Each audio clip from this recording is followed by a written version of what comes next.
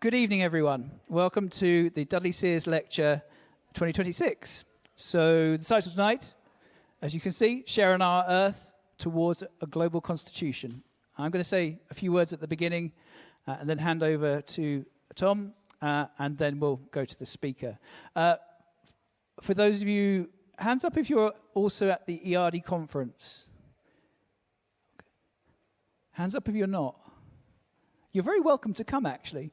For those of you who don't know, EADI is the European Association of Development Institutes, a group of academics across Europe in over 100 members, institutional members, studying development in the Global South. I'm Andy Sumner, so I'm the current EADI president. I'm just going to say a few words of welcome at the beginning. This is a joint event with IOB, the Institute of Development Policy at University of Antwerp, and I'm going to hand over to Tom in a few minutes' time after I've said a few words. So first of all, welcome, and thank you for coming. I wanted to give a few words about the kind of background. So those who aren't from EADI might be wondering who Dudley Seers was, and so I'd say a few words and maybe connect some of Dudley's thinking to the theme tonight. So Dudley was the co-founder and first president of EADI. He was an interdisciplinary economist working in the 70s and passing away, sadly, in the 80s. So this lecture exemplifies a lot of his work in the sense of the interdisciplinarity, the focus on international research, and the focus on development. So Joyeeta Gupta's Sharing Our Earth Night is precisely this kind of interdisciplinary research I think Dudley was interested in pursuing. In terms of making the connections, Dudley Seers had a great deal of papers that have become seminal works in the study of development. Some of the most famous, like What Are We Trying to Measure, tried to push us away from thinking too much emphasis on GDP. And I think actually there's echoes of that tonight in the sense of, for the lecture we're here, essentially we're extending this idea of dethroning GDP to the planet, whereas Dudley Seers wrote about we should be caring about poverty, inequality, unemployment, even if GDP is soaring, and that was a very important point. Dudley Seers also wrote quite extensively about inequality between and within countries, and I think we see that theme coming through today. Seers wrote a very special paper, a very famous paper called The Limitations of the Special Case, which laid out the characteristics of rich countries and the characteristics of poor countries, identifying a set of characteristics that he called very unusual, and those were the countries of the North, 25 or so countries. Most countries in the world had very different characteristics then. Things have changed a bit now, to some extent, but there's still a very clear difference between countries as you look around the world. And I think that will come through tonight in the sense of when Joyeeta was talking about the responsibility for Earth change, who's most vulnerable, how do we redistribute or allocate resources. I think that will start to come through in terms of the inequality angle.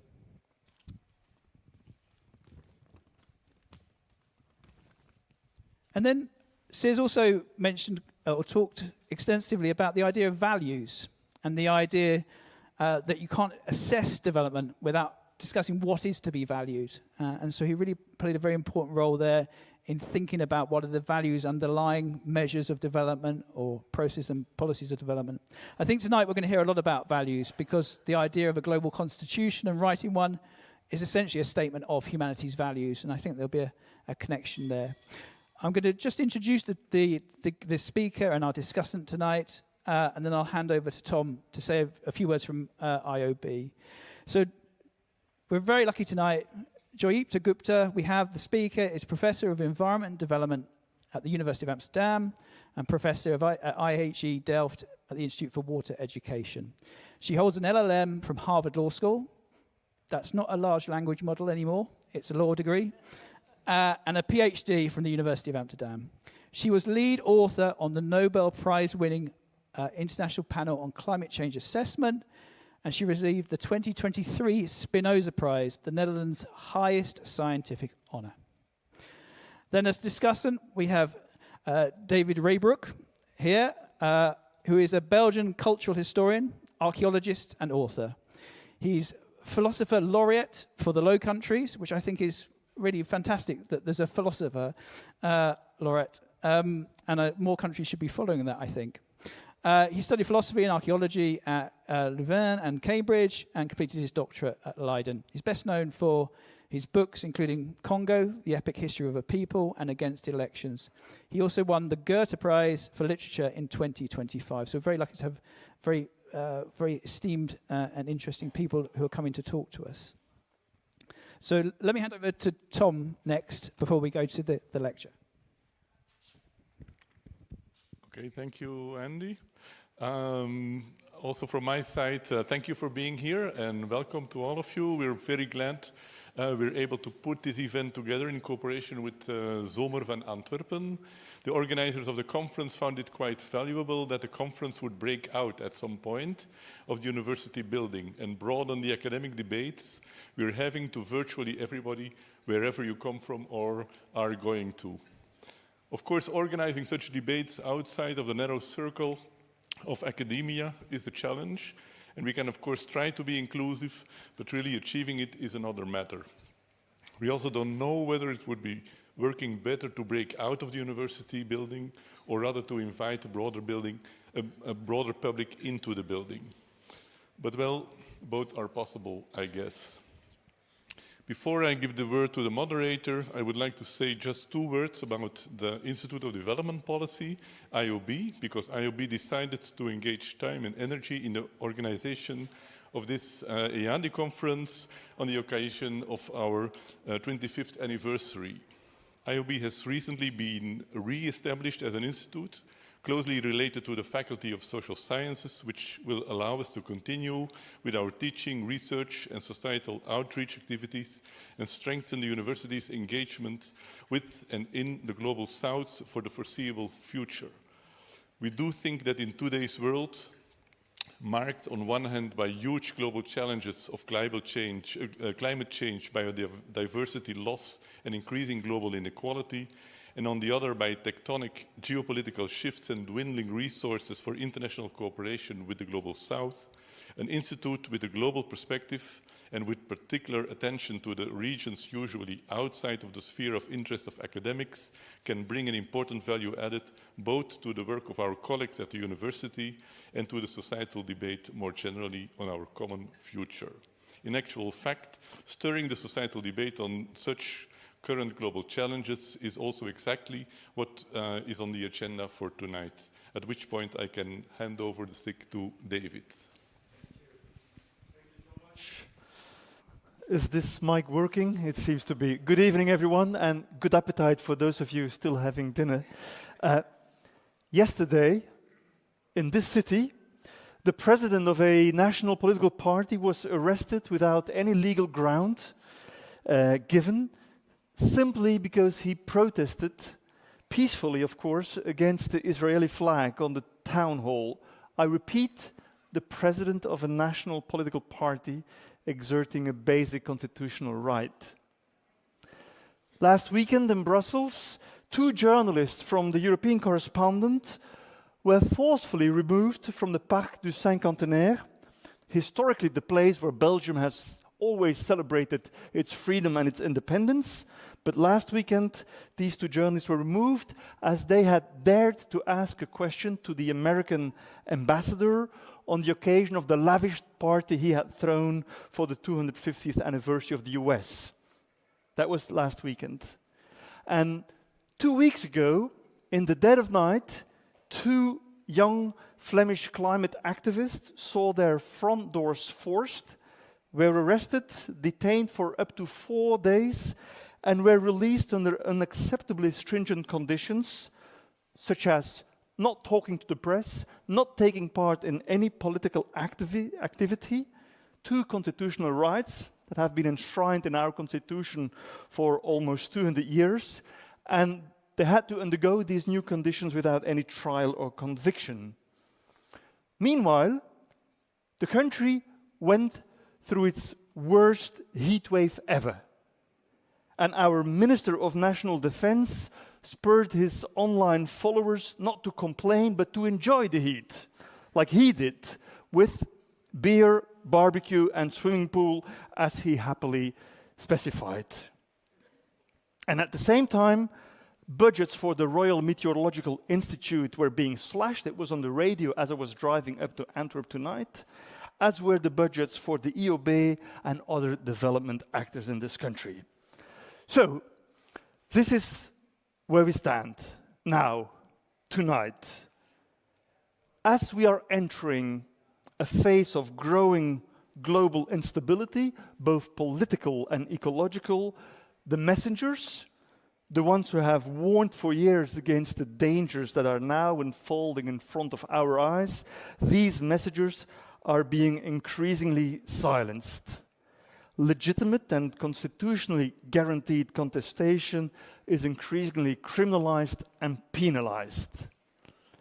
It's a very good moment to be together here tonight.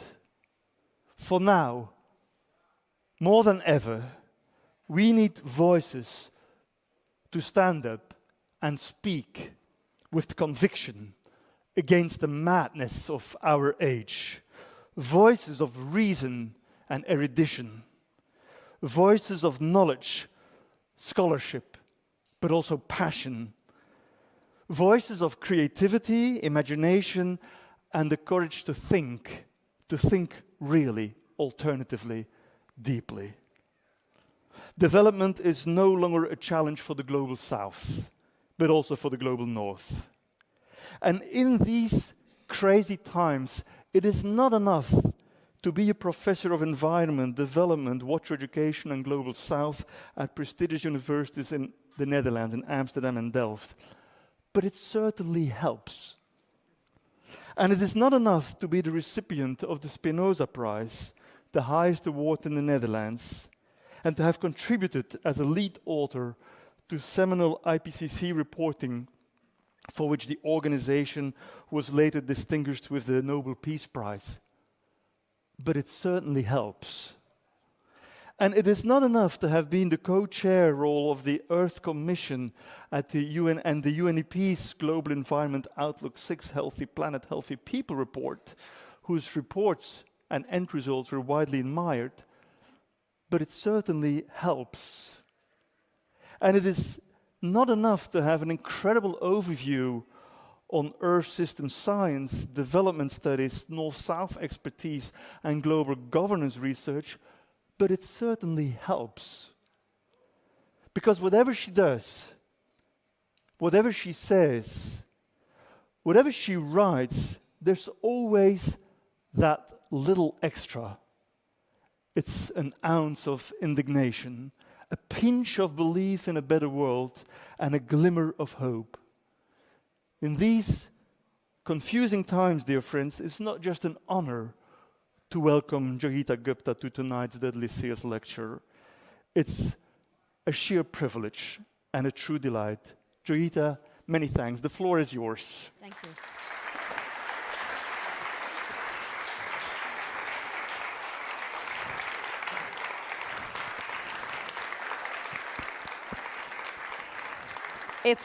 It's hard to compete with the weather outside, and thank you for that incredible introduction.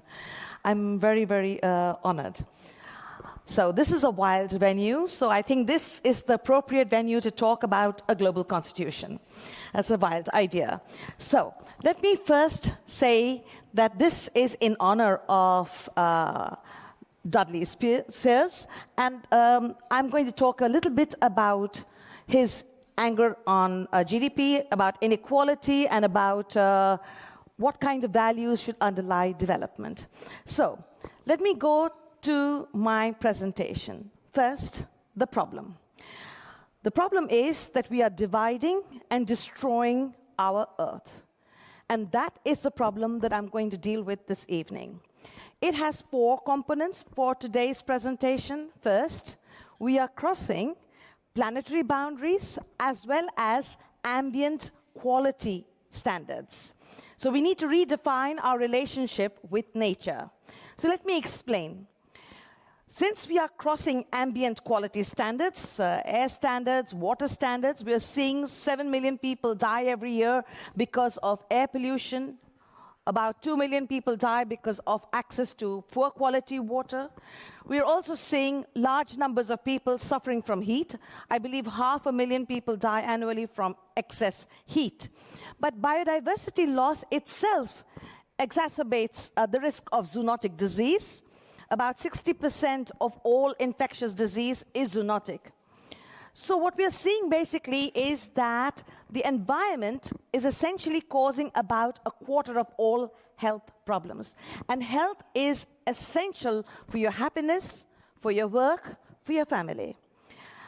Not only is this happening in terms of local areas, but essentially, if you look at our planetary boundaries narrative put together by Potsdam, this figure, we are crossing the planetary boundaries for climate change, for biodiversity, for water, for oceans. We even are talking about novel entities like PFAS and plastics. So essentially, this is the problem we're going to talk about today. Second, we live in an economy that favors the few. What we are seeing is that just a bunch of people, about 3,000 billionaires, they basically control around 16 trillion US dollars. More than the poorest half of the world's people. If you look at the asset managers, BlackRock, Vanguard, and 2 others, they control around 36 trillion US dollars. All the money seems to be in the hands of a very few companies. And they are basically investing and spending their money and deciding what our lives will eventually experience. And of course, 1% of global GDP is given by developing countries to the rich countries. They don't really give it. It's sort of taken in a very complex process of economic interactions between rich and poor. So we have to reimagine our economic system. In the next slide, what you see is what happens with tax injustice. In this slide, what you see is that most people give more taxes up to a point in their salaries, and as they get richer and richer, they give less and less taxes. At the end, you see billionaires who are hardly paying any taxes. The effective income tax rate is very low for them. This is tax injustice. If we had tax justice, our governments would have the money to look after our global commons, to fund merit goods. If I take you to another slide, here we see how poor people, the wealth of poor people going up slowly, whereas the wealth of rich people is going up much more rapidly. This is about the rate of increase. But the rate is less important than the total amount. If you are poor, then the rate is lower, but when it increases, it's still lower than when you're very rich, and it increases very fast. So there's a huge amount of injustice happening in this process. And we have, of course, unequal trade, and I can go on that terrain. Let's move to the third area, which is technology. We live in a fast, evolving, inequitable, and unsustainable technological world. So most technologies use resources, energy, and they pollute a lot. They concentrate wealth in the hands of the few. They create all kinds of lock-in and dependencies. And they can be used to monitor people, surveillance, as well as amplify fake news. So technology is an area that we need to look at. And finally, the fourth of my problems, we live in an increasingly unjust and undemocratic world. And we basically have to rethink how we are going to organize our societies. So if you look at this map, dark blue shows areas that are still extremely democratic. And as you move from lighter blue to dark brown, you're going to extremely undemocratic countries. And that is a very big problem. You look across the world, we were just talking about the silencing of science. Well, all across the world, critical science has been silenced, but now we see that even in top democracies. So this is the sum total of my cacophony of crises. A lot of different crises that come together and they all support and amplify each other. This is the problem I want to address. So let me now go to the diagnosis of this problem. And in doing so, I'm going to focus on climate change, which is the area I have worked on for the last 37 years. And basically, I'm going to focus on the dinosaur of fossil fuel, which just won't become extinct. Why do we need to focus on leaving fossil fuel underground for climate change? But first, because it's the most important cause of the climate change problem. Second, because there are huge deposits left. 78% of the remaining fossil fuel is in the developing world. And if we don't help them not use those fossil fuels, we all lose. Third, markets are just not going to be able to solve this problem. Fourth, I'll come later to explain why that is the case. Fourth, renewable energy is becoming competitive. It is growing, but it is still additive. It's very difficult for renewable energy to displace fossil fuel at the speed at which we need it. Fifth, we need to meet minimum needs under the SDGs. And now, if you need to meet those minimum needs, whether it is for water, sanitation, everything requires energy. And so that is going to be a major challenge. And of course, the rise in military expenditure in Europe. We are going to more than double our expenditure because of NATO rules. And AI needs energy. So all this basically is creating a new demand for fossil fuel. And another more important reason is that the cost of inaction is much greater than the cost of action. So when you're talking about fossil fuel, how much fossil fuel should you leave underground? So that depends on whether you're talking about 2 degrees or 1.5 or 1 degree. But let's say 1.5, which is being discussed a lot now in the news. For 1.5, you have around 130 billion tons of carbon. We use around 40 billion tons per year, so in 3 years, it's finished.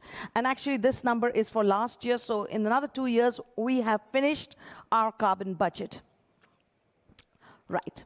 Let me now explain how the dynamics of injustice works. So on the x-axis, you have time, and on the y-axis, you have greenhouse gas emissions. What you need to do is to make sure that greenhouse gas emissions go down to 0. I hope you can still see. And this basically means that every year, the amount you can emit is shrinking. So as you move towards 2030, you're going to fight with each other about who has the right to emit greenhouse gases, whether we're talking about north-south relations or within the north itself or within countries. And this is exactly what's happening. And therefore, what you're seeing is that there is a call for justice, and this call for justice is leading to a large number of court cases and demonstrations, etc. Now, from a north-south perspective, there are 2 other elements that are important to consider. The first is the inverted U curve, for those of you who are familiar with the environment Kuznets storyline. As you get richer, you emit more. After a while, you should start to emit less. However, in climate change, we have the inverted N-shaped curve, which means that as you get richer, you keep increasing your emissions, even though now and then, because of technology, you can reduce it. And what this basically means is the north has to get its emissions down to 0, the south has to get its emissions down to 0, everybody. And that means northern technologies are no longer fully relevant for the global south, northern lifestyles are not relevant to the global south, and the global south has to find its own solutions to getting to 0. All right, let's look at another storyline, and I'm going to talk about this in terms of politics. Every time we get a president or prime minister, they don't want to rock the boat. So they think, let's postpone fossil fuel policy for 4 years. Another 4 years, another 4 years. And as a result, we've reached a point that we now have to rapidly reduce our greenhouse gas emissions, which is very difficult to do in a just manner. So these are some of the injustices. But a bigger problem, of course, is that we are not following this curve. We are now in overshoot. That's following the red line. And the idea is that even if we emit too much, perhaps in the future we can suck the CO2 out of the atmosphere and put it underground or hide it somewhere. But the big problem is that this is a fake narrative, because essentially we are saying overshoot means we can do what we like as long as we can deal with it later. And net zero means we can keep emitting our greenhouse gas emissions as long as we somehow compensate it with a tree somewhere else in the world. All right, so let me come to my 6 climate injustices. The first climate injustice is that we knew a lot about temperature long before 1990. And nevertheless, we waited till 2015 to adopt our target. So this delay has meant that we are not going to be able to achieve our target. A second implication of that delay is that in 1990, the carbon budget was big. We could have shared it amongst us. By 2015, the carbon budget is so small, it's impossible to share it. So now we have voluntary targets for countries. And so the principle of common but differentiated responsibility gets shelved in theory. Third, stranded assets and stranded resources. If 78% of the remaining fossil fuel is in the global south and we need to leave it underground, this means that the burden of stranded assets falls on the global south. They're the ones who are going to lose. And that's one part of the story. And the other part of the story is that the fossil fuel companies are worth somewhere between $16 trillion and $295 trillion. It's a big range, but it depends on what you include. And so they're not going to let you shut them down. Fourth, mitigation. Now, as a policy scientist, I've always been told, have a set of instruments. Don't just go for one thing. We went for market mechanisms.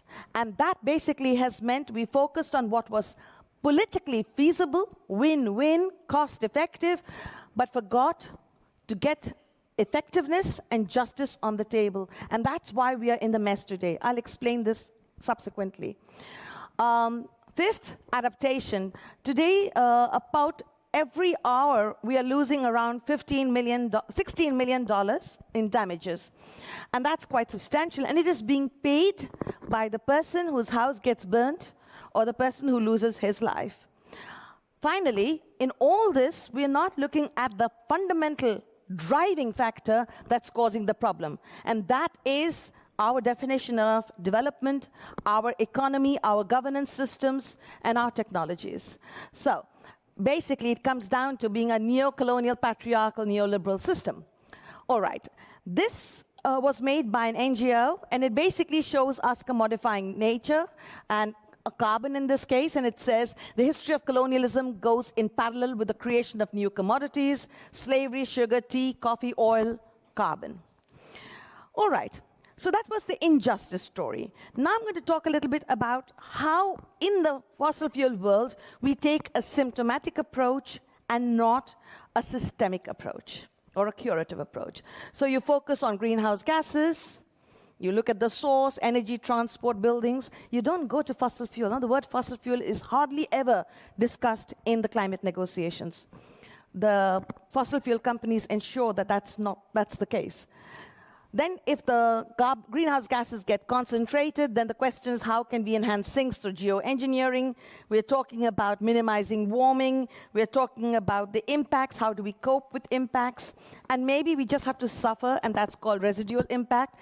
So those are the sort of things we're talking about in the climate negotiations, but we're not talking about the causes, the underlying causes of the problem or the systemic nature of the situation.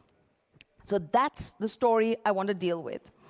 All right, why do these injustices occur? So I'm going to take you through what I call locked-in, interlinked lock-ins. So the first lock-in is profitability. Fossil fuel is very profitable, 2 to 5 times as profitable as renewable energy. So investors love it.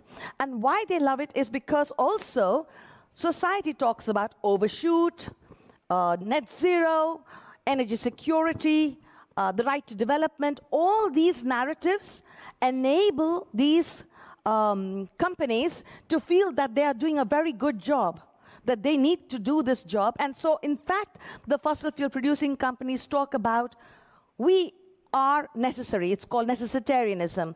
Fossil fuel is inevitable. So that's a narrative that they do. Another narrative is strategic blame displacement. Don't blame me. Blame yourself. You want to fly. You want to drive. It's not my problem. I'm just serving your needs. That's strategic blame displacement. And of course, they do all kinds of other kinds of greenwashing. So the narratives enable this story to happen. Let's go to legal lock-in.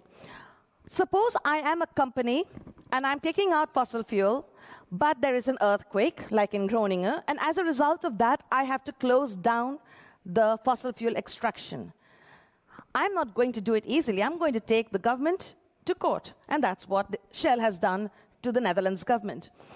And And another case is when you have solar panels on your roofs, and as a result, one of the fossil fuel companies is no longer needed. And again, they think, what the hell, we're not going to close down. We are going to sue the government. And that is what you're seeing across Europe and in different parts of the world. These legal contracts are being protected by bilateral investment treaties and the Energy Charter. EU has walked out of the Energy Charter, but it's still valid for 20 years for the EU. Let's look at investment lock-in.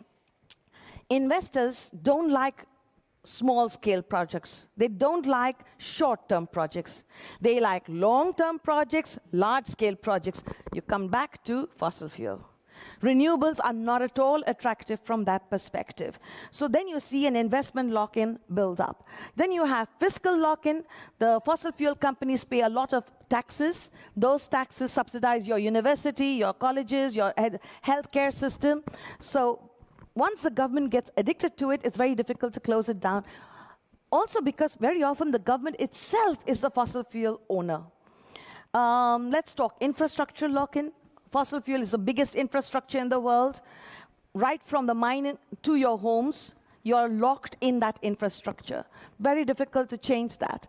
Then you have labor lock-in. Millions and millions of people work in the fossil fuel sector, and they're not going to give it up easily.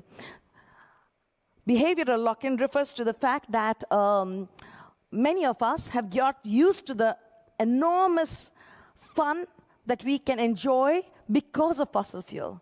And we're not going to give up that lifestyle easily. And when I talk to people, they say, you know, don't ask our societies to sacrifice. So we don't sacrifice here, but we create sacrifice zones elsewhere in the world. Political lock-in is partly what I told you earlier, the 4-year story. But also, for example, politicians need money for the elections. They go to the fossil fuel companies, and then they say, drill, baby, drill. Then you have professional lock-in.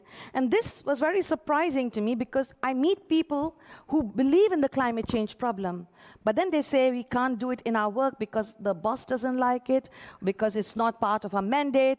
And so it's very difficult to combine your own civic ideas with your professional life. So these are the lock-ins that keep us locked in. That's the systemic storyline, and it's all about profits and GDP. And why is this happening? If this is a problem, why are there no solutions? Part of the problem is, here on the x-axis, you see privileged people on the left, marginalized on the right, on both. And then on the left, you see who is causing the problem, and on the right, who is vulnerable. And what you see basically is those who cause the problem are not necessarily those who are vulnerable. So those who cause the problem do not feel the motivation to take action. And that is primarily the reason why no action is taking place. Okay, little bit of theory now. That was not theory, that was empirics. Anyway, if you talk about justice, justice scholarship can be local and contextual, and it can be global and universal. It can be conservative, incremental on the left, and it can be transformative on the right. So in this spectrum, what you're finding basically is an approach which is win-win, short-term. Politicians love this narrative because it's incremental. It does not question the assumptions of society. It externalizes nature, harm to people, harm to future generations, and basically it reproduces injustice. So what I'm proposing is not going to be politically easy. So let's not have any illusions about that. We're going to the other side, which is quite tough, because there we are looking for long-term win-win solutions, which are incompatible with short-term politicians. We're talking about addressing the drivers, assumptions, structures of society, internalizing harm to nature, people now and into the future, triple loop learning, promoting justice. And this framework will keep coming back in the rest of my presentation. So normally, when you talk about the environment, we're talking about scarcity. Scarcity of resources and scarcity of the sink in which you dump your waste. So what happens when an economist looks at scarcity? Then the rational actor, for example, is going to say, if they are neoliberal capitalists, they're going to have markets, they're going to use pricing, they're going to talk about using trade, and most of this will be done through confidential contracts, so the legal system works for them, confidential contracts as well as confidential arbitration when things go wrong. This is one model. The second model is hegemony, when the state says, my country first. You must have heard that in the news nowadays a lot, but it used to be quite dominant in the water world, in the world of rivers going up from upstream to downstream. So now this is all about unilateralism, it's about sovereignty, it's about securitization. A third option is polycentric, multiple centers of governance, which are experimenting, going for self-management, and this is also one option. This is polycentricity, is Elinor Ostrom's narrative. And I'm arguing that these three are inadequate at the current moment, and what we really need is a global constitution, which is a social practice model. It's not rational in the short term, it's rational in the long term. So we need a social practice model called global constitutionalism. So that brings me to the third part of my presentation, which is the proposed solution. How do we share our Earth? All right. So going back to this diagram, let me talk about a first narrative on what is justice. Now, the left side is unjust and symptomatic, but what is justice? I've been criticized by many social scientists who say, we all know what is unjust, but we don't know what is just, so it is stupid and naive to think about what is justice. But I have taken the effort to try and think about justice, and this is what our justice story looks like a little bit. And it's based on the scholarship. It begins with a conceptualization, and it is, first of all, in the transformative area, so it's not on this side. It talks about recognition justice, recognition of the other, epistemic justice, other people's knowledge, and data justice, trying to figure out whether the data that we're collecting is actually useful or not useful for the kinds of problems we're dealing with. Then we're talking about the three I's: interspecies justice, intergenerational, and intragenerational justice. Then we have procedural justice, and we have substantive justice. So that's the conceptualization. And this conceptualization is then operationalized. So in the operationalization, and think of this as the earth, but it can also be water, it can be air, air, but right now it's the earth. And the most important question is the safe planetary boundary just? So what the planetary boundary people are talking about, is that just? Secondly, can we meet the minimum needs of people worldwide within that boundary? Third, have the drivers of the problem been addressed? Fourth, has the remaining space, risks, harm, and responsibilities been equitably shared? Now, what is different in this model as compared to the donut model is that in this model, we calculate the inner circle using the same units as the outer circle. So we can actually calculate how much there is left of carbon or phosphorus or any other resource that we're looking at. Okay, so these are the final results of a very long process, which was published in the Lancet Planetary Health. And I'll just explain two to you, that is climate and water. So for climate, up there, the red line shows you the safe boundary. That's 1.5 degrees centigrade. The blue line shows you what I think and propose as a just boundary. Okay, and so 1 degree centigrade is proposed as a just boundary because already at 1 degree centigrade, tens of millions of people will lose their lives. And there will be many, many more impacts. So it's quite a serious issue. And we had a lot of debate in the Earth Commission, how many people should die before it is significant harm? How many people should be displaced before it should be significant harm? And then the Earth Commission people said, we don't want to burn our fingers on this. So eventually, what we did is a more ad hoc approach. So we proposed 1 degree here. Let's talk about aerosols.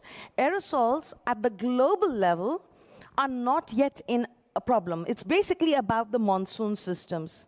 But air pollution is the biggest killer today. 7 million people die annually from indoor and outdoor air pollution. So we insisted that we should also talk about ambient quality standards of air and water at local level. And that brings you to the blue line inside the story. And the Earth shows you where we are today. We are outside all the boundaries. Okay, let me go to the next slide. This is also quite complicated, but basically what we did is we looked at human rights to food, water, energy, and infrastructure.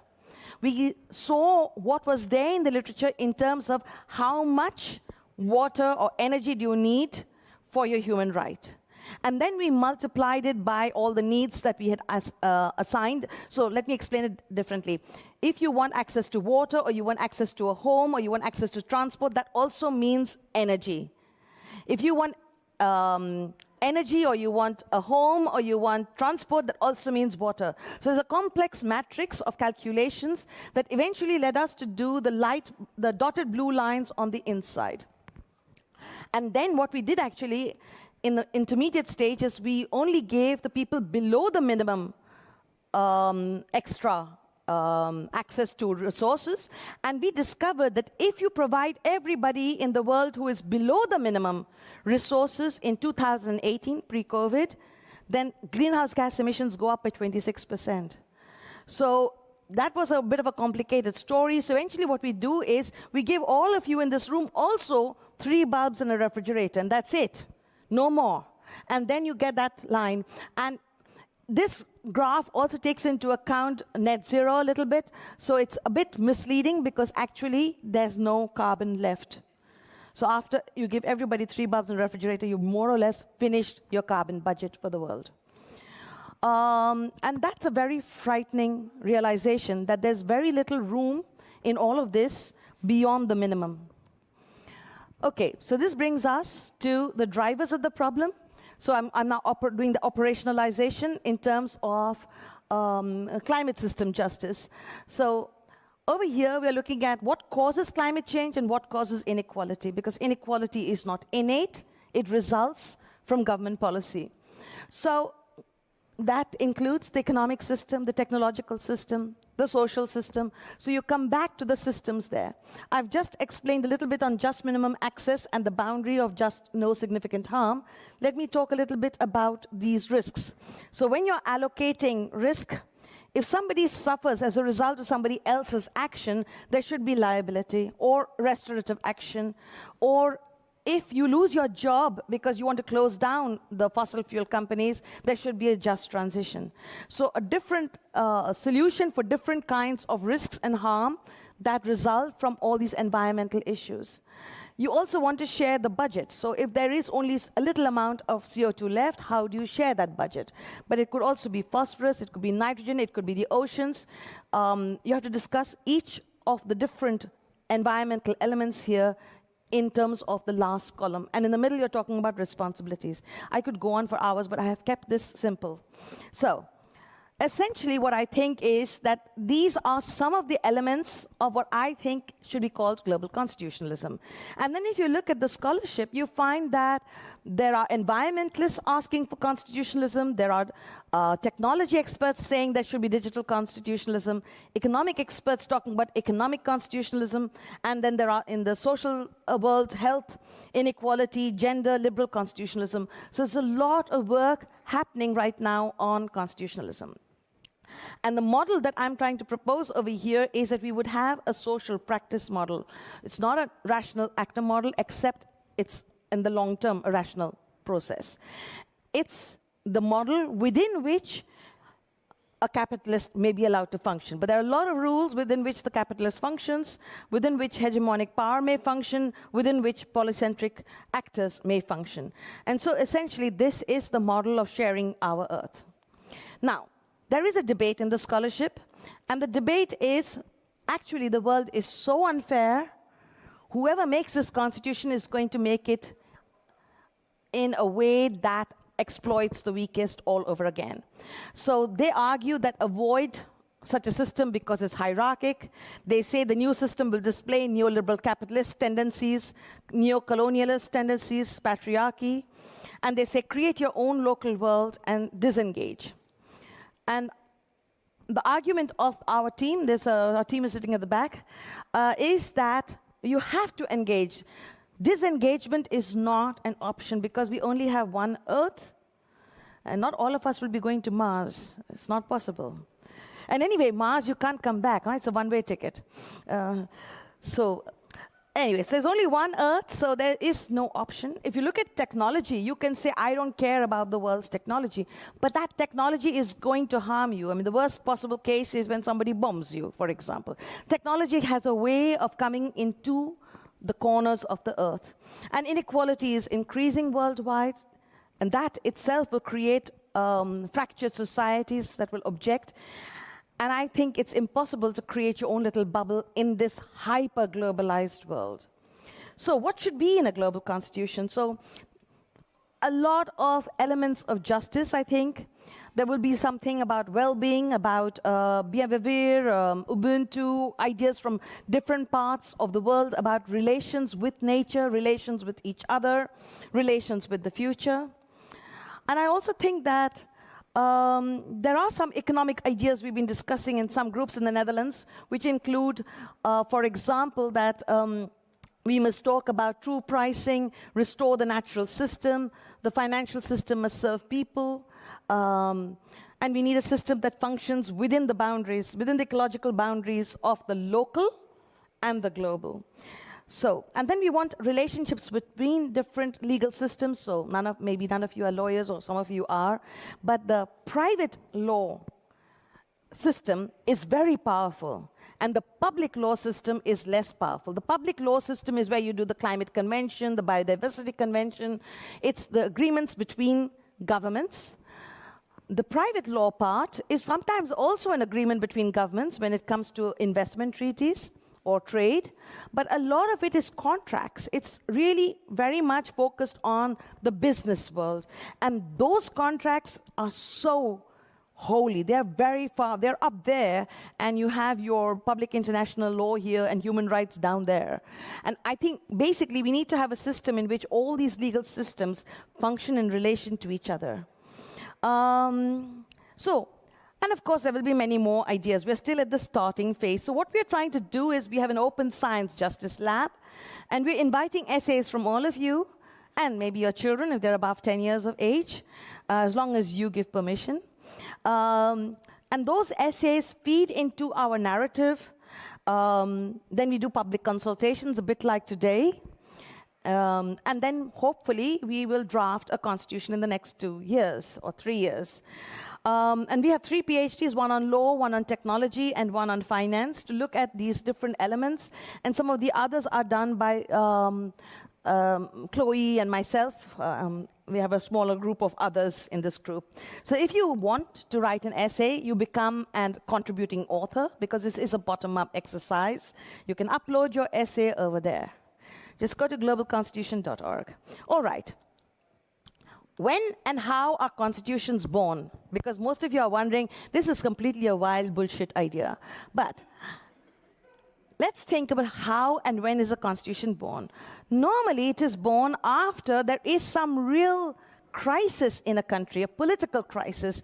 So whether it's independence from a colonizer or an occupier, when there's a collapse of communism or any ideology in that area, when a country breaks up, following a revolution, following a coup, these are the moments when countries decide that they need to come together and write up a story about how they want to live with each other. So this tells us that if we are in a global crisis, this may be a moment to think about a global constitution. And can a global constitution preempt the fall of civilization? So here I'm inspired by Luke Kemp's work. He's looked at a lot of civilizations, or all the civilizations of the world, and he basically concludes that the average length of a civilization is about 330 years, which means our civilization is almost at the end. If we are an average civilization. And these civilizations fall because of a changing climate, because the climate cannot support agriculture, because the spread of disease, because there's great inequality. Societies start off equal, then they become more unequal, then they become more unequal, and eventually they become extremely unequal, and then it's no longer possible to maintain order in those societies. And so then societies collapse.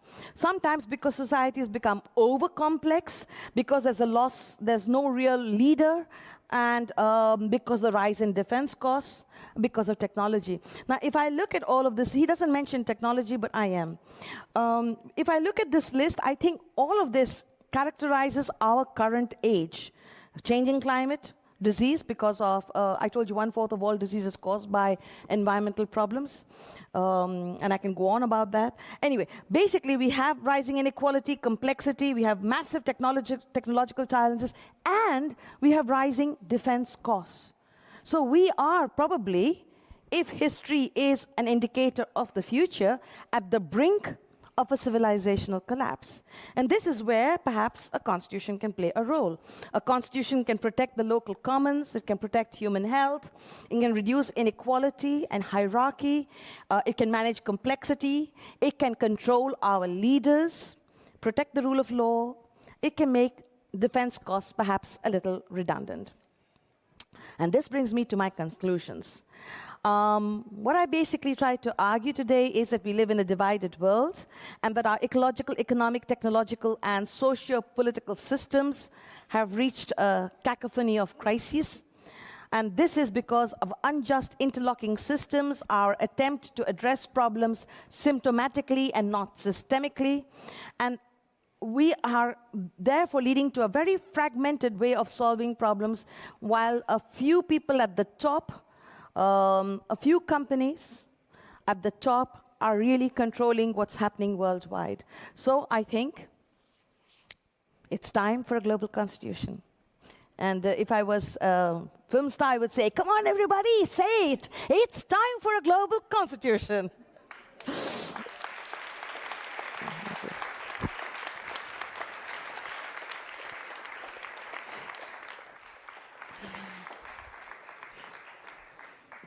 Thank you so much, Joyeeta. You are a global movie star. And you've answered already a lot of the questions I had before coming here tonight. But there's one question that remains unanswered for me. How are you? Pretty happy. These are unsavory times on an unhealthy planet. Yeah. How are you coping with this? The problem is when you go home after working on climate change and you put the television on, it's all about some horrible story somewhere in the world. And that makes it very difficult to switch off from climate change, at least. Yes. But I'm an optimistic person. I need a solution. That's why I'm going after this global constitution. That's why I have to convince all of you to become contributing authors. Is that what keeps you going? Yes, that keeps me going because we have a solution. Very well. I was really impressed by your fourfold approach: ecology, economy, democracies, technology, and their impact they're having. In 2009, Johan Rockström published his now famous article in Nature, A Safe Operating Space for Humanity. In 2023, you were not one of the authors. In 2023, there's an update, also in Nature, Safe and Just Earth System Boundaries. You are the second author. Right. Are you the one who brought the word just into that discussion? Yes. Can you tell a little bit what happened there? So the initial discussions in the early days, a lot of the natural scientists said justice is normative. It's not science. What we do over here is science. And I also got a lot of social scientists telling me, you're crazy that you want to do a story about justice. With the hard sciences. No, the social scientists said that. Yeah. Because they felt that injustice can be defined, justice cannot be defined. And my argument to the social scientists was that if you don't define justice, then you will never get it. So you need to define it, otherwise you will always have injustice. Right.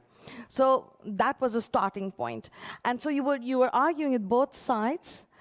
And somewhere along the road, the postdocs got excited across the groups, and they started to work on the 1 degree target. Because I use 1 degree because I know that in 1990 there was a paper which said up to 1 degree it is green. And we were looking for numbers because we could not do it mathematically. We could not say, okay, leave no one behind. So 0 deaths, that was impossible with harm. So then where do you draw the line? Right. And the World Disaster Report draws the line at 10 people dying is a disaster. And I think there are other reports that talk about much larger numbers of people. Right. So anyway, so that was the bit of the debate. But once the postdocs got excited, everybody helped, and now we are working on the second round of the just boundaries. So we are trying to do it for groundwater, surface water, etc. Right. So it's quite exciting. Yeah, because I'm actually very grateful for that effort you did. So far, the Earth System Sciences, Johan Röckström's team, and even the IPCC, they've been very strong on the physical part. Yeah.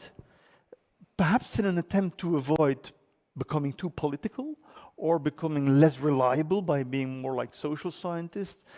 You've been successfully introducing the social sciences into the Earth system. Yeah. I mean, that is quite an accomplishment. It is, and it's exciting, and it's also frightening, because now we have to develop a method about what is no significant harm, because the bottom line is we're not allowed to cause harm to others. This is a principle in almost all cultures of the world. Right. And now the International Court of Justice has also said that states should not cause harm to others. So it's always been there as a legal principle, but it was not included in the Climate Convention. But it has been an exciting interdisciplinary approach, because you see that you argue, and after a while you yourself make your arguments stronger and stronger, and then people come along with you. Wonderful. So, yeah. And you say that justice can be operationalized, can be defined. I mean, I know it's a massive topic, but how do you do that? So, and how would you define it? So we are defining it with many, many subparts. And the first part is that it's not something that's going to be politically feasible overnight. It is in the structural, systemic storyline. It is about recognition justice. So if you have a business and the business says we only care about shareholders and they don't care about the stakeholders, then you have an unjust business model. And in fact, yesterday we were talking about BlackRock in another conference in Amsterdam, and the whole story is that all these, thank you. Yeah, justice starts with not being thirsty. Yes, but all these businesses basically focus on making their shareholders happy. They must ensure that the shareholders get more and more and more profits. I was told that ING Bank gives BlackRock now, I think, 16% interest every year, and BlackRock has, I think, 8.5% of the shares in ING. And it's a very high interest rate, and how is it possible? But they're all basically focusing on optimizing interest, and they don't care about the stakeholders. Now, when you talk about fiduciary responsibility, so if you go to pension funds, so pension funds say our job is to give you a pension. So it's not to be sustainable or to have a moral conscience. Some of them are being pushed by their pensioners, but pensioners also don't want to lose their money. So there's a lot of debate going on.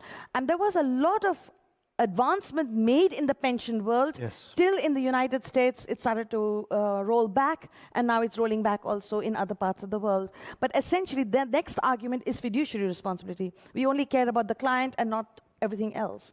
So we need to change the way in which business is done. And that's part of the story. And my argument is the principle of no significant harm can be used for the environment, it can be used for social issues, it can be used for technology. You can bring a new technology, but you cannot cause harm. And then the question is, you cannot do anything in this world without causing harm. So then what is significant harm? And I think we have to start discussing with each other, where do we draw the line of what is significant harm? Tony Judd, the historian who passed away a couple of years ago from ALS, wrote this book called Ill Fares the Land, which was a beautiful essay which he wrote just by blinking his eye at the very end of his life. And he had a very simple moral principle, and it was like with every political decision, every societal choice, the one question should be, who gets better from this? That, for me, seems like a highly operationable notion.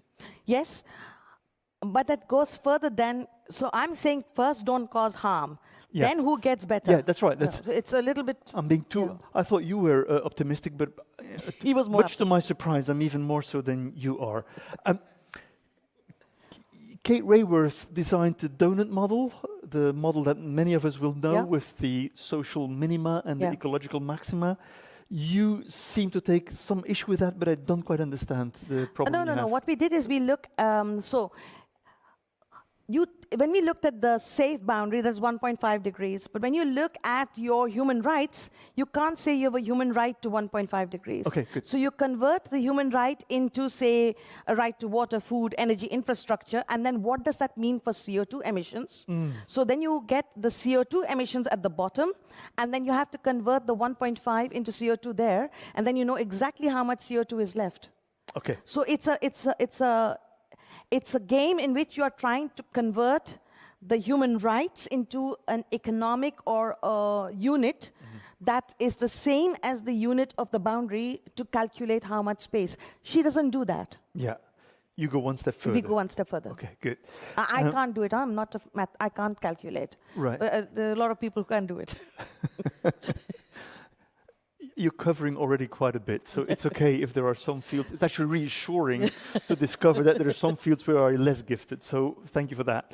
I'm a writer. I am currently preparing a new book on the basis of one long reportage I did last year. In this city, I went on a cargo ship that sailed from the city of Antwerp, the famous colonial port, to Congo, and the ship was servicing the fossil sector. And the shortest way to Central Africa was over Norway and Scotland, which are the main fossil producers on the North Sea. And we visited a number of African harbors. The trip was supposed to last 1 month, but it took 2 months. And the captain told me, never before in my career have I experienced the fact that in every single port we had to go on anchorage. Rather than going into the harbor, the parking lot, you stay outside until there is space. And I said, how come? And he said, well, it's getting busier and busier in fossil ports. Yeah.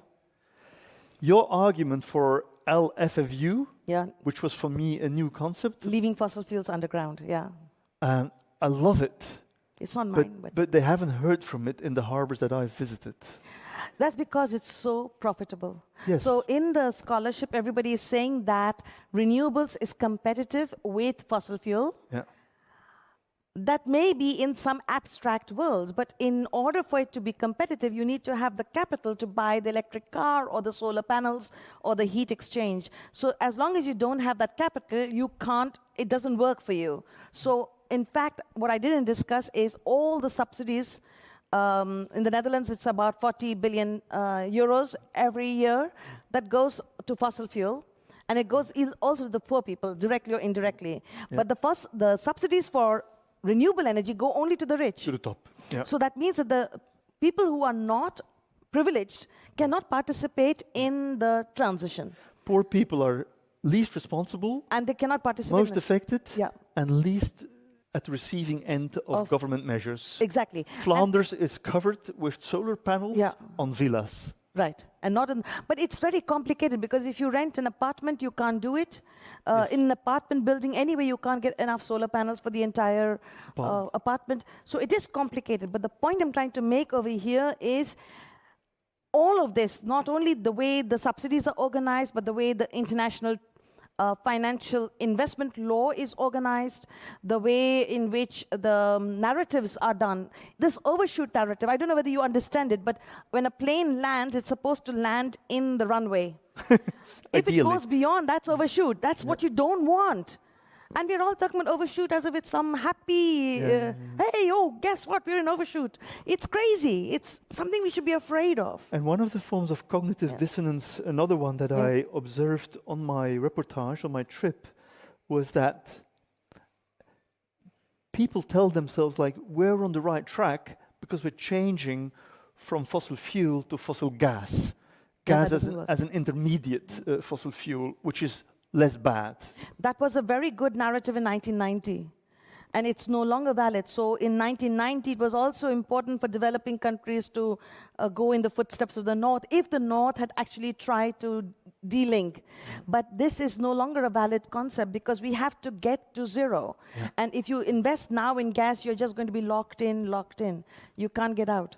In Angola, they were building a new, because a lot of gas is now being burnt. Yeah. What we're not doing in Europe anymore is done on a massive scale. At one given point, I was on the anchorage area in front of the Angolan coast, and I think around me I saw 13 flares. Yeah. So one flare is about 30 meters high, methane gas being burned.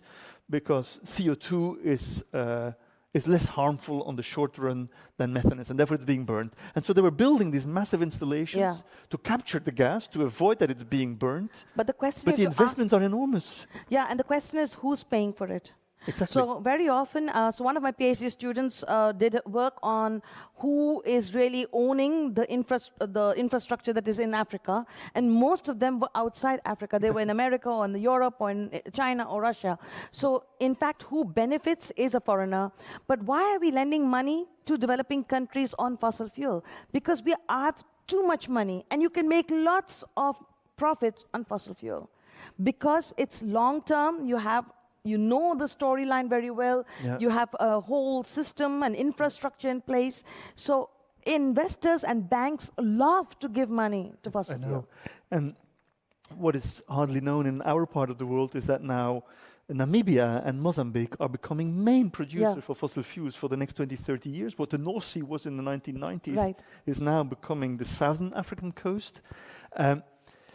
When I was in Congo, I spoke to a number of Congolese politicians and negotiators, and there's also fossil fuels being found inside, onshore, and it's like, sure, we're more than happy to leave it in the ground, but then the West should pay for us leaving it in the ground. So the thing what do you make of that?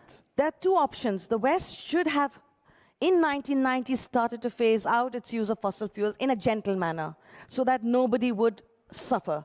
And that would have given a message to developing countries that we take climate change seriously, that we know how to have some degree of well-being while phasing out fossil fuel. We didn't do that. We still use fossil fuel. And so the message we've given to developing countries is we are not serious about this. So they also come back and say, well, at least the people who are investing in fossil fuel, why not? And part of this problem is that the money keeps going to this. I've talked to people in Kenya and in India at one point, and they both said to me, the money came for renewables, we'll do renewables. Especially if we know that there's going to be a problem long term. But if the money doesn't come for renewables, we'll go for fossil. But there's another problem, and that's the debt story, which is if I lend you money in dollars for fossil fuel and you then sell it back to me, you get dollars, so you can pay back my loan. But if I lend you money for renewables and you are basically selling it to your friends, you're getting local currency, you can't pay your debt back with that local currency. The entire debt system is based on large-scale fossil fuel loans. It's not based to deal with things like renewable energy. Can you explore that a little bit? I mean, that's something interesting, but it's new for me. So if I lend money to some, let's say, we just take two fictitious countries. Okay? You are a European government or a Western government? I'm a Western government, and I lend in dollars money to a developing country, for fossil fuel. Now, most of that fossil fuel they can use at home, but a lot they have to export back in order to get the dollars to pay me back, Now, but if I give them the dollars for renewables and they are using it amongst themselves, then they won't have dollars to pay me back. So that's part of the story. The other part of the story is that because developing countries can't pay back, we charge them more interest. So it's a very stupid logic, because apparently the transaction cost, the risk of lending money to a developing country is so high that you need to charge them a lot, whereas the transaction cost and risk of lending to, say, Germany is so low that we charge them less. But if I'm a poor country and I can't pay this, how can I pay that? So the logic of the banking system doesn't make sense.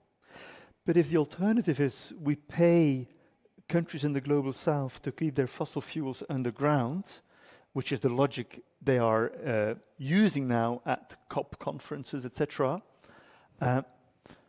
it sounds like a valid argument, but given the endemic amounts of corruption, it seems as if climate change is becoming a very profitable business model for political elites in the global south as well. True. But I think you can get a lot of money if you look at those loans that have already been paid back, the capital has been paid back, and those loans are then converted into resources for covering healthcare, education, climate.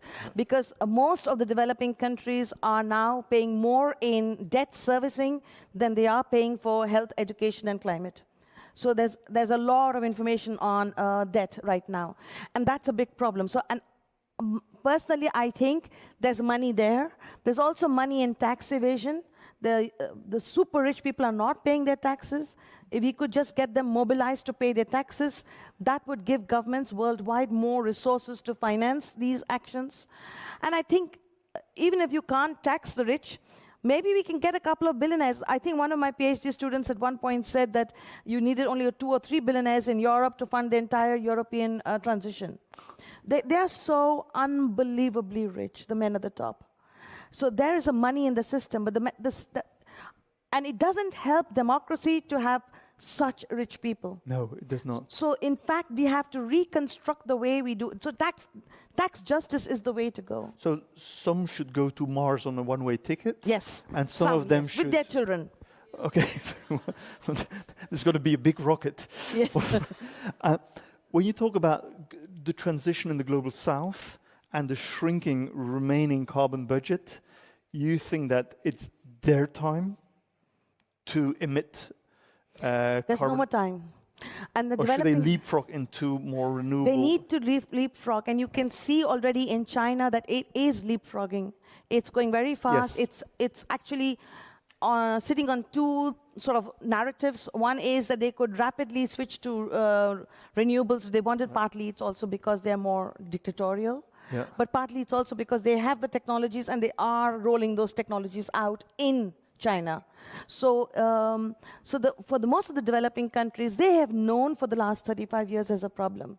So the question is, can you still, in 2026, make the argument that you were making in 1990? Mm-hmm. I don't think so. But the problem is, in most developing countries, there's no continuity in the negotiators who go to the negotiations. It's every time it's a new person coming, the negotiation thoughts have changed. But in effect, developing countries need to leapfrog. The advantage of a number of African countries is that there is continuity in leadership, sometimes over several decades. Yeah. Imagine I am the president of Angola. My country has gotten from very poor, extremely rich in the early 2000s thanks to fossil fuels. My daughter became the wealthiest woman in Africa. What is your advice for me? What should I do for energy security in my country? That's a difficult question. I mean, I'm not going to even try to answer that question. But the point is, we have despots in countries all around the world. And somehow we need to change the narrative where we get more wealth, more well-being amongst the masses. We get back a civil society because our civil society is shrinking very, very fast.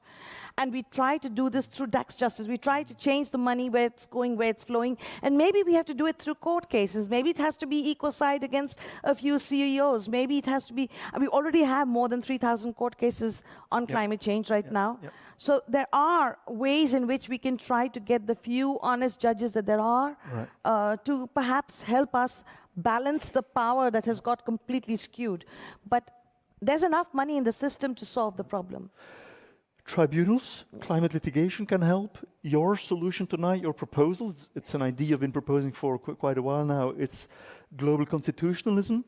You were sharing, it was just before, the QR code on where people can send in their essay. I'm sure you will get dozens after tonight. Thank you for sharing that again. It was somewhere up there. It was down. There you are. How would it work in practice? How does what work in practice? How would it work? The writing of the Constitution, you had the essays, the public consultation, the Constitution. You went over it very quickly. Can you... So basically... And you mentioned 2 years, which I think is incredible. So what we are trying to do is do a combination of a science-based analysis of what we think is an ideal constitution. So we are not trying to be politically acceptable. So we're trying to take people's ideas on board as to what they want. So one of the essays, for example, was about the circular economy, that if the circular economy worked in the West, then the global South would suffer. And this morning I was at a session which said the opposite a little bit. So there are these debates that are coming up, and we would like to see what are the things people want to see in a global constitution. That gives us the initial ideas about what kind of elements should go into the constitution. But we already have some ideas. Okay. So it's not as if we are starting from scratch. The law PhD in this room is looking at what does the legal scholarship say to us about the various types of constitutionalism, constitutionalization concepts, and are they in favor, are they against, what do they think should be in it?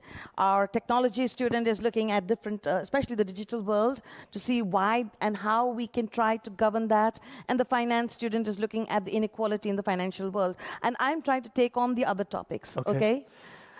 Not all, but some of them. And we're inviting anybody. One of you says, you know what, I'll write the chapter on health. You're welcome. Do it. I don't have the money for it, but if you want to do it, we can go ahead and do it.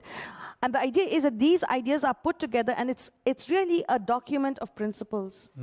Already there are a large number of principles in the religions of the world, in indigenous communities, but also across national constitutions. Yes. So if you look at all that corpus and you try to bring from that corpus key elements and you put it together, that's the idea. Constitutionalism came about in the 18th century as an answer to the Ancien Regime, to the power of the monarch. Why would such a basic text, why would such an 18th century tool still work in the 21st century? Actually, there are older constitutions. So Ashoka wrote his edicts, and they too have a series of principles by which his empire was to live after a war, after the War of Kalinga, but there are more such constitutions. I think constitutions are of all times. All through history, you find constitutions of some sort coming up to guide how we relate to each other and to nature, to past generations and future generations. And I think that's what we need to do. But essentially, the environmental story tells us we don't have so much resources anymore. Every dress, whether I wear a cotton dress, a polyester dress, or a silk dress, they are all problematic. Cotton because of the water use, silk because of the worms that get burnt alive, and polyester because it doesn't decompose. All of these are problematic. So, in fact, everything we do, the pen, the watch, everything has an environmental footprint. So, if you start thinking about this, at the end of the day, we really have to go back to a much more modest way of life. And I'm not sure if the technological solutions we are looking at today will provide us that modesty. Maybe they will. Over the European Union, there has been now about 13, 14 citizens' assemblies on the national level for the climate. The Netherlands just had one last year. There's one young German scholar, Jonas Lage. He's been comparing what citizens have been recommending in these national assemblies and what politicians have been proposing in national energy and climate plans. Time and again, citizens ask more than politicians dare to put on the table. And they say, help us to close the lid on the cookie jar. As long as it is open, we are just going to grab and eat and finish the thing. So they're asking for something that is well beyond mitigation and adaptation. It's asking for regulation and moderation, basically, which I thought is extraordinary. So if you impose measures upon citizens, you get yellow jackets and angry farmers? No, that's because you're doing it you're imposing a measure on the less privileged people in society. Without fair measures for the richest in society. Yes, I think that's quite right. The moment that citizens are invited to take part in decision making, it really makes for a big difference. Yes and no, because I've been to discussions in Amsterdam, and everybody wants to do it democratically, and then I say, well, if you do it democratically, what about Tuvalu? It's gone. It's written off. So at a certain point, I think that democracy goes really slowly, and I'm trying to figure out how do you make up in a democracy for the problems of the past. And that brings me back to our 4-year politicians. They come and they go, and they don't care what happens to the society. And they're the ones who are making democracy fail now because they are postponing these actions. So I think, I don't know about you all, because you're all scientists, most of you are. I have to do ethics all the time, and I'm sure you guys have to do it. We never ask our politicians to do ethics. The first time they lie, they should be out, no? Shouldn't we make an exam for them, an ethics exam? Really, this is serious because I find that politicians now lie with impunity. And it is so, it's not just in other parts of the world, it's crossing over. And for me, if I want to do an interview with somebody from another country, I have to get a research permit from that country. And they don't have to do anything. Right. Luckily, Viktor Orban discovered the limits of impunity in recent times. But it took time. It took a very long time. Constitutions, I mean, you're speaking in a country that has been trying to change its constitution for the past 50 years. We are very happy to have a basic set of rules, but the drawback is it's very hard to change and update your constitution. The UN has a fantastic charter, but the war in Ukraine and the genocide in Gaza have been the result of the impossibility and incapacity to update the UN Charter so that we end up with a Security Council which is not unfit. America is celebrating 250 years of its constitution at the very moment it's being trampled down by its own president. How do you make your bottom-up constitution as something that can be enforced? Okay, first, this is just a research project. Second. No, we need to be more ambitious than that. Second, when World War II ended, we got the UN Charter. But if you were talking to somebody in the 1940s, they would never have thought that the Charter would be possible. Yes. Okay, when the wall came down in Berlin, I have a friend who lived 1 kilometer behind, and he said he didn't dare to go to the wall because he didn't want to be shot, and he watched it on TV. So people don't know what's going to happen. And I know about India also that, 2 or 3 years ago, people didn't know that it would be an independent country. Joyeeta, so this can happen overnight. Are you saying that the work you're doing now is an academic exercise to be unfolded after the crash? I think I'm waiting for the phone call from somebody up there, Antonio Guterres, for example, and he says, do you by any chance have a draft constitution ready so we can start talking about it? Yes, I have it ready. I'll tell you a story about this because when I once criticized the Dutch minister on her COVID policy, and she wrote back saying, let's talk, and I thought, okay, I'm going to explain to her why her policy is wrong. And the first thing she said to me was, Joyeeta, what do you want me to do? And I thought, I have no idea what you should do. I know what you shouldn't. So. Right. Last summer, I was at a seminar in the Villa Monet near Paris. Monet was a cognac tradesman. Most people have forgotten this. He's just said, like, politicians don't have time to think and to come up with ideas. Right. And the méthode Monet consisted of, you write down the perfect pitch, you wait for the right moment, and then you go to Schumann because he has a meeting in 48 hours and he needs a plan to go and talk to Germany. That's how the European Union came about. So I think it's very important work you're doing, and I'm happy to help with that because I really think, and most of us are, because you're doing important and wonderful work. But please be patient with our impatience. This is the moment where I can turn from our conversation and leave the floor for asking some questions to Joyeeta. We have 25 minutes for exchange with you. Can I give the floor? And there's already a question here. I'm not sure is there a mic? I think I've got allowed. The room is big and it's being live streamed, and people are so interested in your question, they're happy to wait for 10 more seconds. Thank you. So thank you for that amazing discussion and the presentation. I just have one question. In your global constitution, where are the rights of nature? Are you waiting for when you talk about the pluriverses and the movements? Yeah. So I talked about interspecies justice. So within the interspecies justice, we are taking a relational approach. Our relations with nature and with the ecosystem, but also with the non-living system like the climate system. So essentially our relation with the systems around us, with each other, as well as with our progenitors and our grandkids. Descendants, descendants.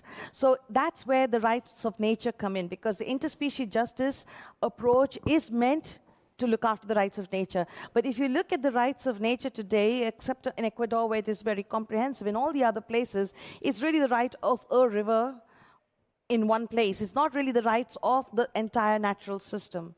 And I think what we try to do with the Earth system boundaries, the just boundaries and the safe boundaries, is to say, what is the boundary within which you can function? Because you can't let every species survive, like every human survive. we've given up on leave no one behind in the harm story. So in that sense, you can't. But what you want to have is healthy ecosystems so that they are all there and they can support each other and we can be a guest in their world. So it is part of the interspecies justice. Gentleman over there. Come to walk towards you. I hold it. Oh yeah. Yeah, I wanted to ask about like personal responsibility, because this is something I struggle with a lot while studying development, because we know about all these issues, but how can you like not be vegan? How can you drive a combustion engine? How can you drive an electric vehicle? How can you do anything, because everything is problematic in a way? So I was wondering if you have any take on where do you kind of draw the line between the personal responsibility and the global responsibility? So years ago, I think in California, there was something called going on a CO2 diet. And it was basically encouraging everyone to look at their own footprint and try to manage that. At this stage, personal responsibility is important, but I think at this stage in time, what you need to do is to multiply the people who are willing to think like you and to write letters to Parliament and to write letters to your representatives. And the reason I'm saying this is because in the West, in my view, we have a lot of indifference and apathy.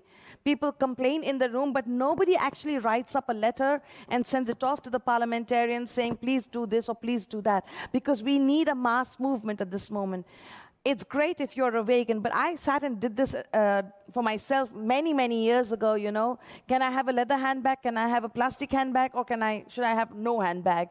You know, do I wear cotton dresses, plastic silk dresses, or polyester? You know, and I went through the whole thing. Do I take a vitamin C tablet or an orange? Both have a footprint. You know, so the thing is, everything we do has a footprint. And so it's not so straight. Even vegan milk is very problematic because of the way in which it is made and way which is marketed. So the point is, it's important for all of us to be conscious of what we are doing and making good choices. But I think at this moment, let's just get the movement going.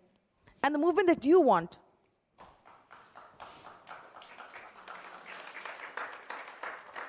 Thank you. Any other question? Gentleman over there.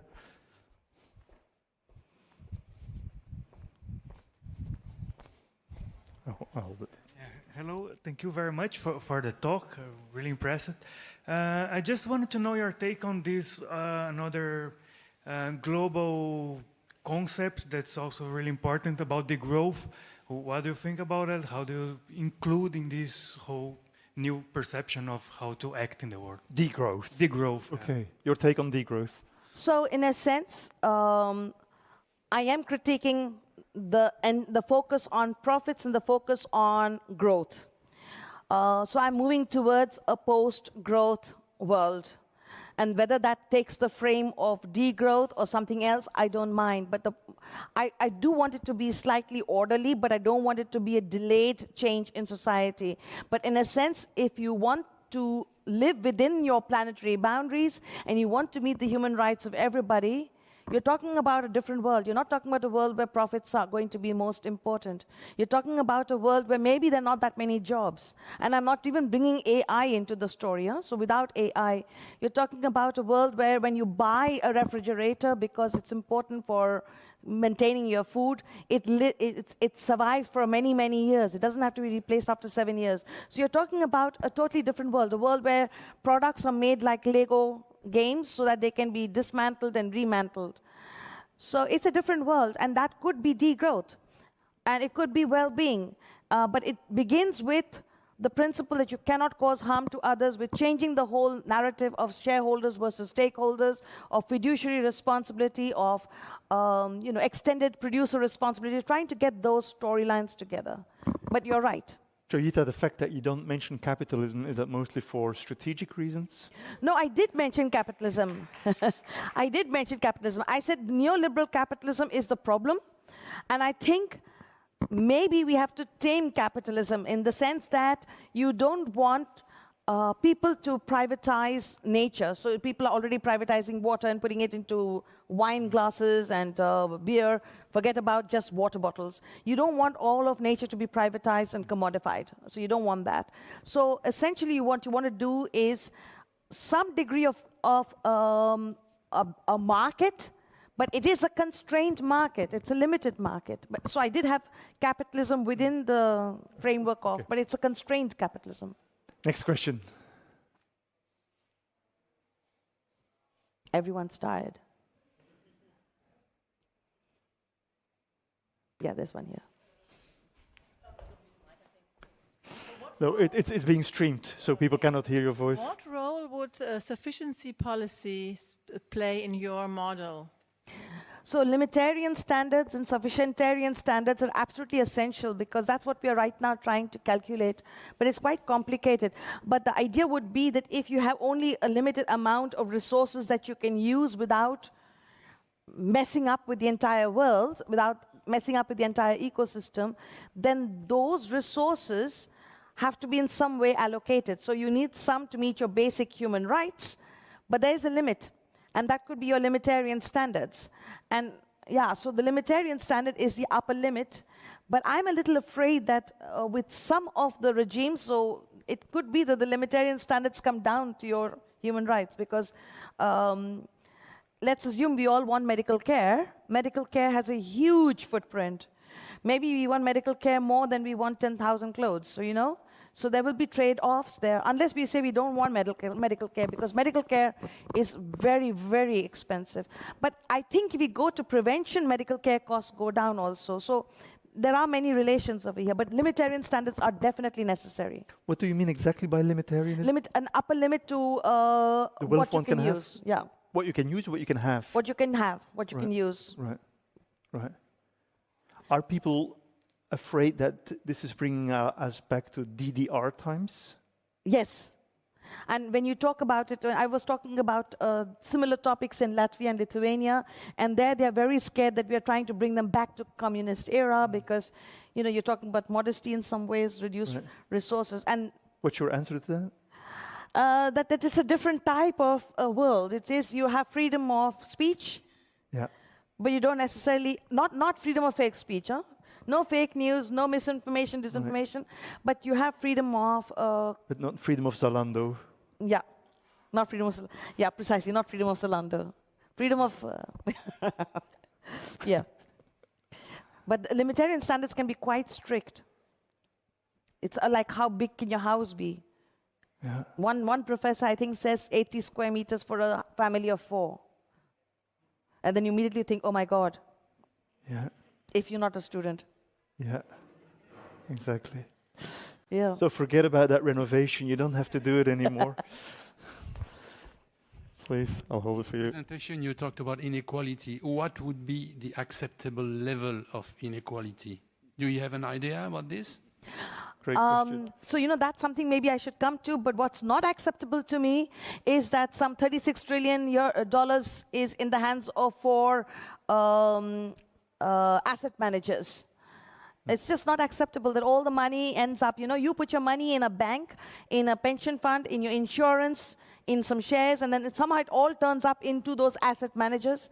And then those asset managers then invest in banks, they become shareholders in banks, and they apparently have so much money, because 36 trillion is a lot of money. They invest in all the companies, all the big companies. So it's sort of really messed up the whole system, I think, and we need to, and this is all called passive engagement, so you don't engage yourself, you go to an index provider and you invest based on the advice of the index provider. It's a very strange world. So I think that top has to go, you know, the super billionaires and trillionaires, 1 trillionaire, but the 3,000 billionaires. No longer. That problem has been solved. We sent him off to Mars, right? No, his shares went down a little bit last week. But the point is that you need to get that down quite a bit, and you need to get the bottom up. But again, we are talking in terms of monetary terms. And maybe that's the problem, because in the next world that you're talking about, it's not going to be about money, I think. It'll be about whether you've had education, whether you've had well-being, health, care, maybe a little holiday. The problem may also solve itself. Mostly when you have these intolerable amounts of inequality, revolutions solve it.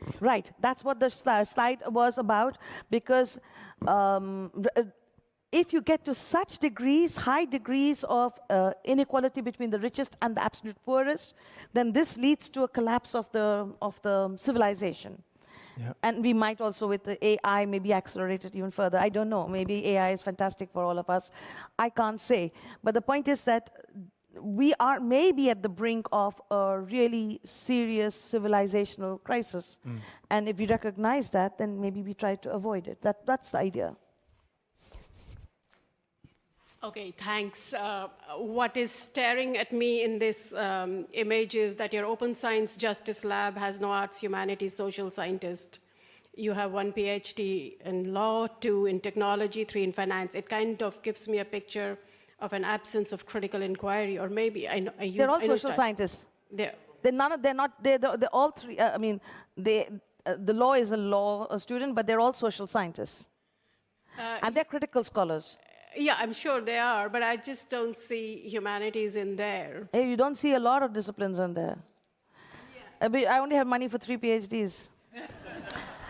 Voluntary master's students are always welcome. Joyeeta, you may be interested to learn. We spoke about it before when we had a Zoom call to prepare tonight's talk. There's been a global citizens' assembly with a random sample of the global population. 2 iterations have taken place. One was with the COP in Glasgow. The other one was last year. For me, what they have done, and I followed it from a distance, is like the moral outline of what the global community of Earth inhabitants wants. And much to my surprise, this was only humans talking about humans, but they did include the more than human. And so the question was here about the rights of non-human actants. It seemed to have been there as well. Is that a source of inspiration, you think? Yes, it is. Actually, at this current moment, there are several other actors in the world working on parallel projects. There is also a UN Charter 2.0 being worked out. There is Democracy Beyond Borders. So there are all these different groups, and we are in contact with some of them, and we're trying to develop collaborations with them, because I think this needs as much information as possible. And I mean, this is everybody's project. So eventually the constitution comes up and you've written an essay, you're a co-author. Another interesting starting point, which is perhaps less well known, was the Charter for Compassion that was drafted by Karen Armstrong, a religious scholar, with the group of world religious leaders. This was about 15 years ago. I thought it was an impressive work of bringing together. This was at the height of Muslim terrorism, Islamist terrorism. And I thought it was a really impressive attempt to bring together the wisdom of world global religions. I will note that down, but a lot of religions are now working on some kind of way in which to deal with environmental problems. Okay, wonderful, wonderful. 2 more questions over there. I just go to the person, 2 more person. I'll come back to you, just a second. Thank you so much, Dr. Gupta. I wanted to ask, it seems like there is a level of consciousness of colonialism and the impacts of colonialism and neo-colonialism that's needed for this movement to move forward. How important is it? And if it is very important, then how do you propose that that gets distributed through the masses? So one of the first things we try to do, because we have a limited budget, is to translate our website into 8 languages so far, and we basically use free student help to do the translations often. And we are encouraging people to write essays in any language that they want to. And then we are hoping that at some point we'll be able to get some help to translate those essays to do that. So that in that sense, we are trying to move out of the domination of the English language. What we will write, of course, will be in English, but it can then also be translated. In terms of decolonizing the narrative, so as I said earlier, a lot of global South countries have also had constitutions in the past. So it's not necessarily just a Western idea. And a lot of principles emerge from different cultures in the world. You know, the principle of dharma or ahimsa or ubuntu, they are all very closely linked to our relations with each other. And that's a relational approach which was very dominant in these early religions and early indigenous culture. So I think in many ways, because we are talking about epistemic justice, we are trying to use as much input as we can get from other scholars about how this should look. But there is, I mean, when I talk about to developing countries that they need to phase out fossil fuel, and I've been saying this for 38 years, nowadays they come back and say, you know, that's a colonized approach, or a neo-colonial approach.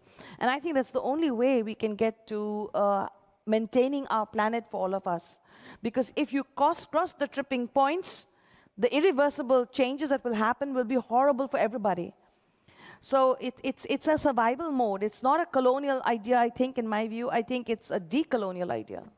So we try to deal with colonization and neo-colonial ideas. Sorry, you were getting up. So I wanted to come to the question of donors and development sector, how you see their role changing now, and what would be your vision, like how their role would be changed or challenged in your global constitution, I mean our global. So I think I'm going to take the role of the donor in relation to the role of the government. So what we are finding is that in many Western countries, there is now a focus on lean states. So there are smaller states with less resources to finance merit goods and public global commons. But if you go to the global developing countries, they have really tiny, a very small percentage of the GDP is collected as taxes in those countries. So they really can't even afford to give you street lights, let alone talk about local commons, let alone global commons. So part of the story that I'm trying to argue is we do need a government that can pay for the pavement, that can pay for the street light, that can pay for clean water, that can pay for climate, a stable climate. So we need that government. So just because I mentioned the pavement, I don't know whether you all know, but there's now a right to the pavement in India. Because in India they have roads because people who drive cars pay taxes, but people who walk don't pay taxes, so why bother with a pavement? Anyway, the Supreme Court has come up with the right to the pavement. But to come back to your story, so within the story that we need more money for government, what is the role of development agencies? So a lot of people complain that development agencies actually give tied aid. This afternoon we heard that it's getting more and more tied. Even though it's less money, it's getting more tied. So I don't want to go into the development aid world, but I do think that there needs to be money from government for civic society, for NGOs to function. We need a voice from the NGO world, and we do need money for science also. Europe is okay. In some other countries, there's very little money for science. So I think that there is a role for that side of society to become stronger, and that's become weaker. I have two more questions. You had one, and then your neighbor. I just came across that global justice project built by many scholars like Thomas Piketty and, for example, Lucas Johnson, who will be speaking tomorrow. So that sounds also like quite a promising and similar endeavor. So do you cooperate with them? I will if I get a chance to. But our story is also to try to link with local justice, because almost every principle that comes to the global level, it has local roots. And you need to have some degree of pluralism in your analysis. Last question. Yes, sorry, I came up with this question a few moments ago. What about terminology? That means if you read the Climate Convention, you should rewrite it. Who is a developed country? Who is a developing country? Global South, Global North? Shouldn't be, let's say, a revision of certain terminology also be part of your project, or is it?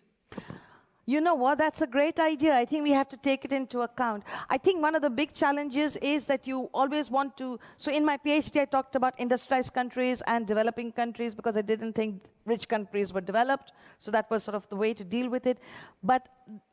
And some people talk about global south, global north. We just have to find a way to discuss countries in a way that people can also relate to it. Because when you come up with new terminology and people don't understand that you're talking about them, it becomes a problem unless you have the ability to convey it with a lot of panache. But I think that's a very good point. I will make note of it. It's rather unusual to have an evening that starts with the miseries of today's world and that succeeds in 90 minutes to evolve into the beginning of a collective brainstorming session on what the constitution for the globe should look like. Few people are able to do so, And once more, Joyeeta, I would like to thank you for having done that. Thank you so much. Thank you. Thank you.